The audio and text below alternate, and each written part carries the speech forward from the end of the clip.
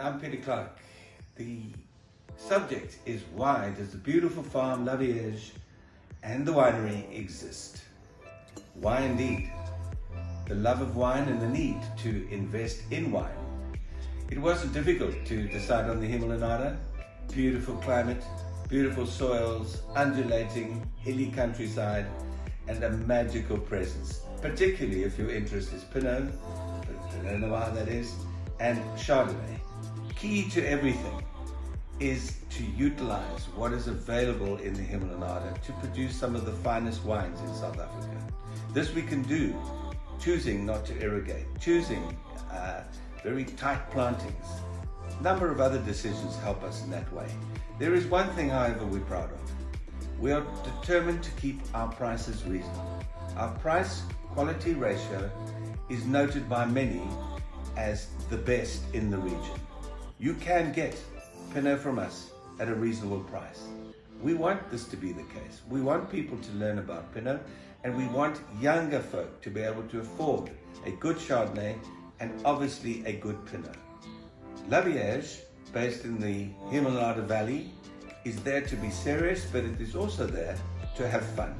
The Himalaya, premium wine, premium prices, beautiful environment, lends itself to what we're able to do with La Vierge. We have 4 Pinot Noirs at present, obviously Pinot Noir being our flagship. We also love Chardonnay and have premium Chardonnays available. We have other wines, and we certainly enjoy the varietals we've got and what we can make with them. Christo Kotze.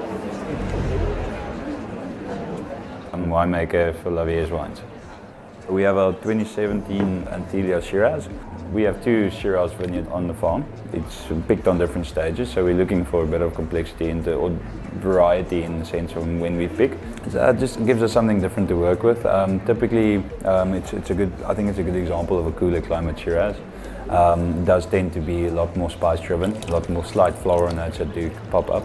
We don't want to take too much away from that nice elegant structure that we do get from the Shiraz. What's very typical for me is there's a quite prominent white pepper characteristic on the wine, which is very synonymous with slightly cooler growing areas.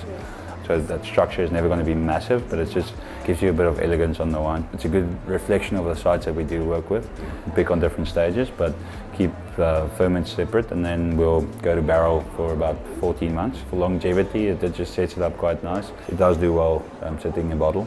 So, I mean, 17 was also a really nice year. I think in general for reds across the country, red and white was a fantastic year for wines. It does give us a nice variety to work with other varietals, that we do actually make something that's quite intriguing and interesting.